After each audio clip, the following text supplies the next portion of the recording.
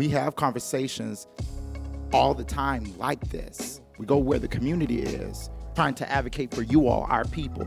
What do we do when we're trying to have these conversations, but the community don't show up?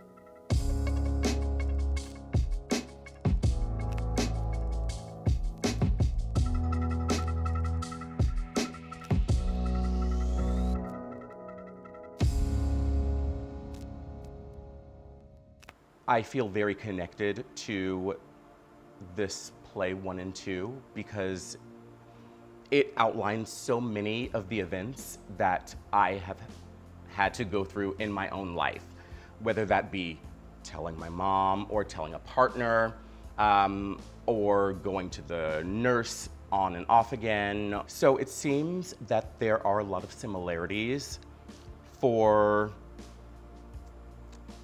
all of us who have been diagnosed with HIV in the African American community.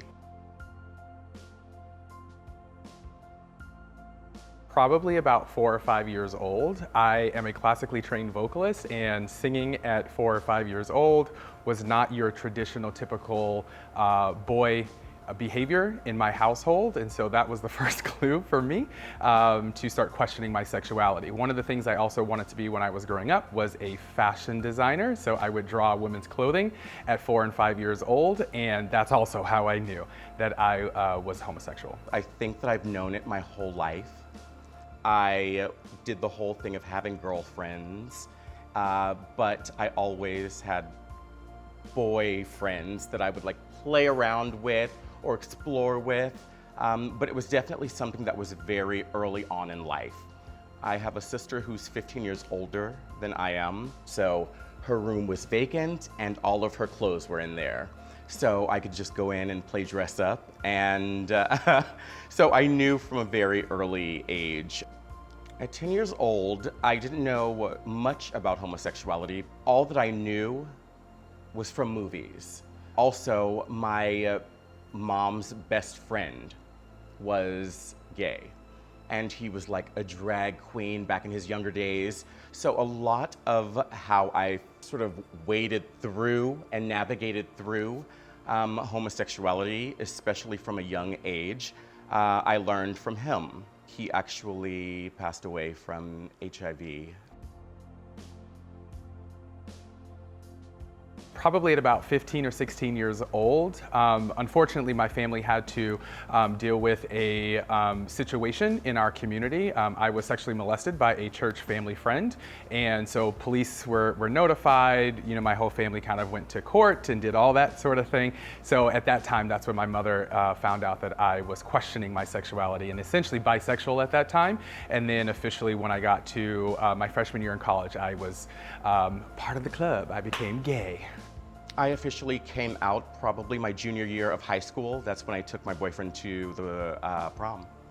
So I think that is the first time that I came out fully to everybody, and I was unapologetic. As a black boy, you were always taught to hold in your emotions. So if I scraped my knee, I couldn't cry. Right. It was like, suck it up. Little boys don't cry. And I'm thinking like, why shouldn't I be able to cry? Because I feel pain. But and that carries over into our relationships when we become adults. Now we're a 25-year-old man in a relationship with another man. And now you're to be an open, emotional person. I've not been taught to be emotionally open. So I have no idea how that works. And that also carries over into keeping those secrets about my HIV status and not sharing it with my partner because, again, I could lose this person because now I'm living with HIV. I don't want them to know. All of these are the type of things that we have been harboring and holding on to, and we need to eradicate and break those chains so therefore we can become a better people. Healthier. I'm a person living with HIV and not feel that I'm going to be discriminated against. I'm not going to be kicked out of my family, all those types of things, because those are real issues that especially you talk about you being a same-gender loving man, that could get you kicked out of your family. So therefore, some people, they don't want to talk about HIV, they don't want to talk about being gay because they don't want to lose their family. In the moment of finding out that I was being sexually abused by a childhood family and church friend, my family was very supportive to the authorities and to my church pastor and people like that. My mother, told everyone she knew and that it was acceptable and she loved me no matter what. She just wanted to make sure that I was able to get through that, those trials and tribulations as being sexually abused as a teenager. However, that quickly changed. So that was at 15 years old. It turns out my mother was not accepting of my sexuality, me questioning my sexuality at that time. So 2 years later, at 17 years old, the beginning of my senior year, I left home because my mother had a really, really, really tough time dealing with my sexuality. And now at 42 years old, she still struggles. In fact, we actually haven't spoken in 3 years. So my mother's reaction to my sexuality stems from what I believe are several things. I think it stems from her current religious beliefs, and she's a what they would call a devout Christian. However, she's very different on other days because she likes to talk about people and do things that's against the Bible. So that's what I like to call a Sunday Christian. She's in that space in her lifetime at this point, and that's common in our community, right? Where mothers and fathers will shun their children or throw them out of the household and things of that nature. What's so incredibly fascinating to me is that growing up, my mother had gay friends that she worked with, and some of those gay friends would be over to the household. So I learned that it was okay for other people to be gay, but it was not okay for her child to be gay. And at 16, 17 years old, she would refer to me in so many negative derogatory terms, from, fag and homo and the queer or the sissy upstairs and things of that nature. And so I reached a point where that's her own issues. Those are demons and things that she's gonna have to answer to. At the end of the day, I can't control that. A former fiance of 4 years knowingly and willingly was HIV positive, lied and told me he wasn't, and infected me with the virus. This was way back in 2006. So it definitely had a change, and the trajectory of my life changed at that time. I was diagnosed with HIV on November 12th, 2018. So that was 4 years ago. I remember it very vividly, and even going back to when I actually contracted HIV, I remember that very vividly as well. It was scary because no matter what your diagnosis is, if you're diagnosed with anything, you always feel alone, no matter what type of support network you have. I remember asking myself, how could I let this happen?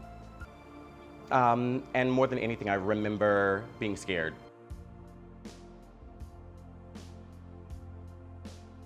Go to the doctor, get everything done, and then of course there's that waiting period. And I forget what it was, whether it was, I don't remember whether it was a couple of days or whether it was a couple of hours. That part is very blurry. But what I do remember is the doctor coming in and giving me my diagnosis, and that part was just like, oh my God.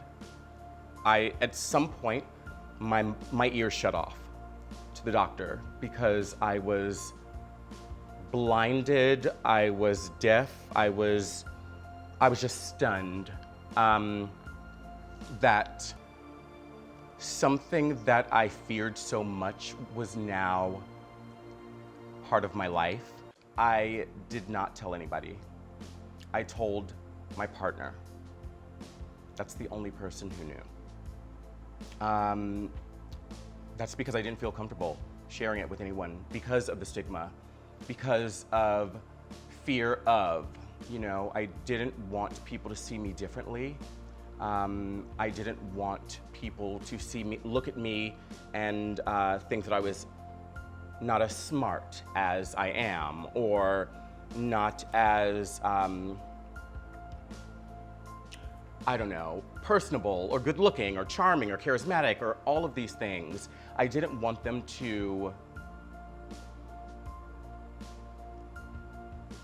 I didn't tell people because I don't want to be judged by anybody else. So that was something that I kept private between my partner and I. But as a result of becoming HIV positive and having lived with it for several years now, it took a while, but I learned to find my voice. And I think that that is one of the most positive things that has happened. That's one of the most positive ways that my life has been impacted. It is the same story over and over again of how people don't necessarily have the education or the resources to deal with HIV, getting tested and knowing how important it is to get tested. Being a person of color and coming from different communities, you don't always talk about those things. You don't always see messaging. You don't always have conversations with your primary care physicians and folks like that that are supposed to be talking to you about the importance of getting, tested. Our cultural makeup teaches us to suppress. It teaches us whatever we experience that stays in my house and it doesn't go anywhere. Right. And that is part of the problem. The moment we have the opportunity to talk about what's plaguing us, it opens the door for possibilities. I remember telling my story somewhere, and this was maybe 98, 2005, in that era. And because we don't talk, I remember telling my story. This older Black woman came up to me afterwards, and she goes, "I can finally talk about my grandson who died of HIV," because I gave her permission to talk about it. Historically, as slaves, secrets kept us alive. That's true. But we continue that today. Absolutely. Yeah, that's so true. I mean, I'm sorry. No, go ahead. No, that's so true. I mean, when you mentioned slavery, it's like I think about the post-traumatic slave syndrome. It's really about the things that happened during slavery. Those were the things that kept us alive.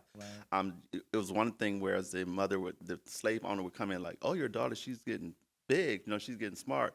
The mother would instinctively say, "Oh, no, she's slow. She's stupid," because she does not want her daughter to be sold off into slavery. But those were the things that we were taught during slavery to make sure that we could maintain our households. And again, it's keeping those secrets. I know in my household, we were taught that what happens in our household stays in our household. We don't talk about it outside the house, regardless of what it was, good, bad, or indifferent. They don't open up. They stay on what they call the down low. They don't have conversations with their spouses. They don't get tested on a regular basis. So when we do all of those things, that negatively impacts us culturally and continues to sort of it continues to sort of create that space of non-inclusivity. It continues to create the space of not knowing what's reality in our world, in our society, and what we deal with. So we have to get past those culturally. Why, we suppress mental issues? Why do we suppress HIV? Why do we suppress these things in the Black community? What is the heart of the Black community? The Black church. So when you are in, when you have a church, I'm not saying all churches are, but when you have a church who is not progressive minded and thinking where they feel that because, gay equivalents to homosexuality, and they say homosexuality is a sin, but homosexuality is a 13th century word and was derived in Latin, and that was not spoken upon in the Bible. Because if you want to talk about that, talk about the relationship between Jonathan and David, but we don't have enough time to talk about that. But when we talk about these things, it roots to the Black church. And the thing of the matter is, until the church repents of its sins, of how they treated our gay brothers and sisters, our transgender brothers and sisters, their blood is on their hands. And until they repent of how they treated mental health issues and not taking a stand, you'd rather take a stand on things about abortion, but you don't want to speak out against homosexuality because you say that's a sin, but you cheating on your third wife and you the pastor. We don't want to speak on that until we repent of those sins. The church is going straight to hell.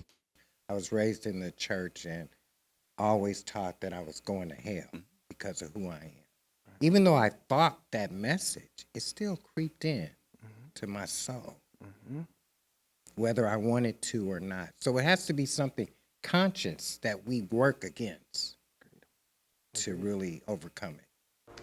There are a tremendous amount of things culturally that we deal with when it comes to having conversations around HIV. There are historically things that we don't do as the African American communities. For example, we don't typically teach our household how to love. We don't teach our household how to communicate. We don't teach our household how to express our feelings and be vulnerable, right? It's all about toughness, and it's all about, taking care of your wife and your kids and things. And that's important, yes, but we also have to teach folks how to have the important conversations that they're going to, be facing in their lifetime, right? Sensitive subject matter, things that they're going to endure in their lifetime, people that they're going to come in contact with. We have to have conversations in the household starting at an early age, and we don't traditionally do that. We also like to sweep things under the rug in the African American community, so if something happens, we don't talk about it, we put it to the side. And so in those types of situations, we're doing ourselves a disservice. And so I think culturally, we need to get better. It also starts in the church. It starts in the Bible and what we believe and don't believe. And I'm a firm believer in growing up religious, and I would say that I'm more spiritual nowadays, that we have to get past what the Bible says. We have to get past, those old school traditional ways and deeply rooted cultural things. We have to get past that. I think when we look at HIV, especially in the Black community, we are still harboring some of the things from the early 80s. We still look at it from that same perspective, that it's not a part of our community. And we don't think that it's really impacting Black people at the same rates that it's impacting other people, even though we continuously see the numbers continuously rise in our community. But when you talk to people in our community, they still feel as though it's not something that's about us. Especially a lot of times we're looking at it from the perspective that it is a white gay man's disease. It has nothing to do with us, which is the pathos from the 80s. It's still that we still have that same type of mindset in our community. We have to normalize the conversations. We have, just like we talk about the pandemics that we're in now with COVID, monkeypox, meningitis, we're talking about those like it's water, right? Just like we drink water every day, we're talking about these things at a very, very fast, prevalent pace. If we do that about HIV, I think we can really start to decrease the stigma around HIV. It's so incredibly important to our younger generations to know, as they are so much more sexually active than we were when I was growing up, that it's incredibly important for them to know about condom usage, for them to know how important it is to get tested, not only for HIV, but other STDs and STIs. So I think that we just have to do a better job of normalizing the conversation around it, and then bringing people into spaces where they can get the necessary education and the resources provided to them. I think that's really important to decrease that stigma. What I know is that I have been put on this earth. I have been diagnosed with HIV to not stand in the backgrounds. It's to be at the forefront. It's to be a fighter. It's to be an advocate. It's to serve others. It is to let others know that you're not alone, that we are in this together, and you will get through this. And I think that if I can get through it, everybody can get through it.